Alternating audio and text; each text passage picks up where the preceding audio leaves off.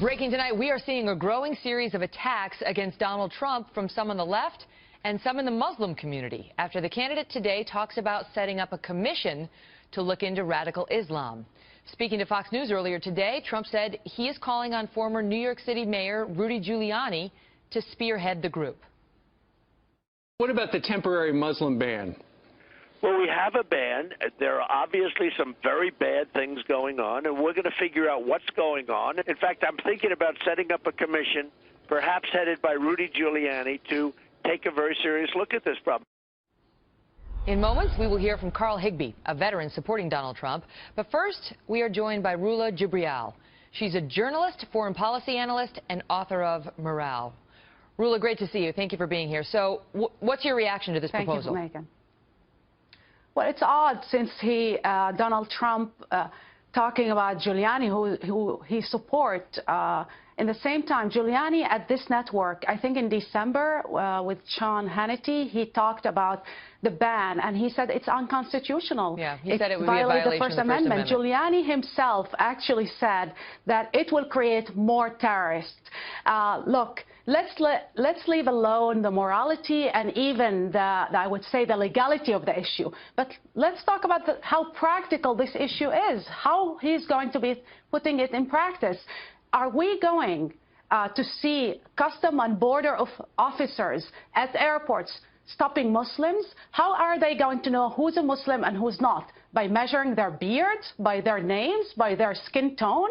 I mean, this proposal is nonsensical to start with. It will be very, very hard to enforce.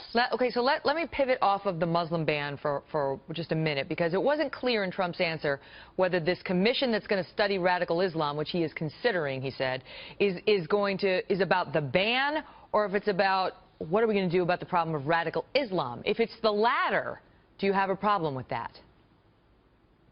If it's studying radical Islam, I think we need more and more 9/11 commissions. I think that was a great idea, and I wish we follow actually some of their proposals. However, if you, Megan, look at every serious foreign policy analyst, terrorism analyst, or every serious politicians on the right, on the left, Democrats and Republicans, whatever Donald Trump had proposed, they consider actually atrocious. They consider dangerous, grotesque. Even Michael Hayden, the head of CIA, former head of CIA, who happened to be a Republican, he said that Trump proposals are actually act as a recruiting sergeant for ISIS. These are people on the Republican side who are concerned about these proposals and policies. Let me go back to another proposal that we ignored a little bit in the media. He actually talked about a database to track and register Muslims in America. I mean, this resembles what a pre-war German policy, Nazi policy, did with Jews in Europe. You know, Rula, that these kinds of proposals, the Muslim ban in particular, has huge support within the Republican Party. Like 2/3 of Republicans are behind it. So to those, including Trump, who say the people want this, what say you? Look, luckily there's a voting process.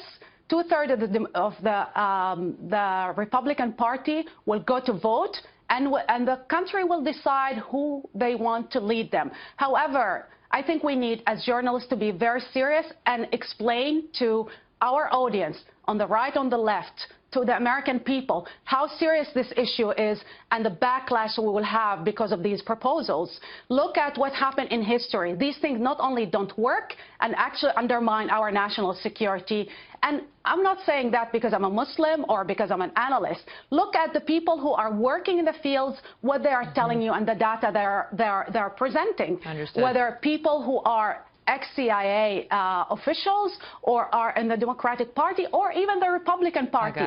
I think there's an important debate to be held about extremism and radicalization. However, radicalization and extremism and violence and jihadism, you cannot block it because you are blocking your borders. It's an idea. I understand. You can actually be radicalized online, be radicalized in prison, be radicalized everywhere. Rula, I gotta go because I have another guest coming up. How high a wall should be to stop that radicalization. Thank you we for have being to be here. creative. My apologies. I got to and wrap you because I have another guest coming up. We got a hard break, but my thanks to Rula. Turn now to Carl Higbie, veteran supporting Trump and author of the brand new book, Enemies, Foreign and Domestic, a SEAL's Story. Here it is right here, Navy SEAL story. My apologies to her, but we have a hard break and we want to get you in. No problem. Let's speak about that. Her point about the backlash that would happen if such a policy were enforced, because that gets people's ears perked up. I don't want backlash from radical Muslims or the community. Well, we're already having the backlash. That's the problem, Megan, is we have a very big problem with radical Islam here in America and globally. And we are seeing that backlash now. We're seeing these terrorist attacks all over the world. We just saw one today that happened overseas. And the fact is, we have to address it. Now, Donald Trump's Muslim ban, it was a broad, sweeping narrative that he wanted to say, okay, here's the broad part. Let's bring it down. Now, Rudy Giuliani had said that, hey, this might be unconstitutional, but he did say we should stop the Syrian refugee crisis. That's a little bit narrower. Once we can pinpoint it, let's make it as narrow as possible just to keep out the bad people. But all the Republicans were saying we shouldn't be letting in the Syrian refugees. They all eventually, most of them came around to that position. Trump's position was different from theirs. It was just, we are going to ban all Muslims. Right. I think he said, until we figure out what the hell is going on. Absolutely. But it's a different. It's a different policy, and if you're saying he's narrowing it to the position that all the other Republicans have, then that's a change. No, I'm saying that Rudy Giuliani had said that he wants to ban the Syrian refugees. Now, Donald Trump has said, hey, look, you know what, I'll come a little bit to the middle on this one. I'll say maybe the Muslim ban was a little bit too broad sweeping, and that's what he knew at that time. But that just shows that he can adapt. He can take advice from people and say, if he's going to appoint Rudy Giuliani... His critics will say that proves he'll say anything at any time to please his audience. That's every Democratic candidate across the board, though. He's a Republican. No, I know, but every Democratic candidate has always... But are you a Republican? Are you demanding more of your Republican nominee? Well, I think what he's doing, he's making intelligent strides as far as he makes a broad generalization, then he comes to the middle once he knows more and narrows it down as much as he can. His best interest is the American safety, the safety of the American people. Mm-hmm. What of her point? I asked her about how the people are behind this. The Republicans in particular are behind the Muslim ban that Trump talked about. I'm for it, personally. But her point is, it's basically that the experts don't agree with the public, that the experts sort of say, if you pay attention, you'll see that this actually will not work out the way you think it will. They're not in favor of us no matter what we do. So, look, I'm in favor of some sort of Muslim ban on the enforcement of that ideology into our culture. I think that Islam is not necessarily a religion. It's a political ideology masquerading as a religion, and it's broad sweeping, and there's a lot of things that don't coexist with Jeffersonian democracy here in America. Would you ban the London mayor? I don't know. He's I don't Muslim? know. I'm waiting to see how that plays out because I think it's going to be very controversial. You don't know whether you would ban the London mayor from coming to the United States? Oh, from coming to the United States? For now, yes. Until I can identify the problem. Fascinating. Yeah. Hard line.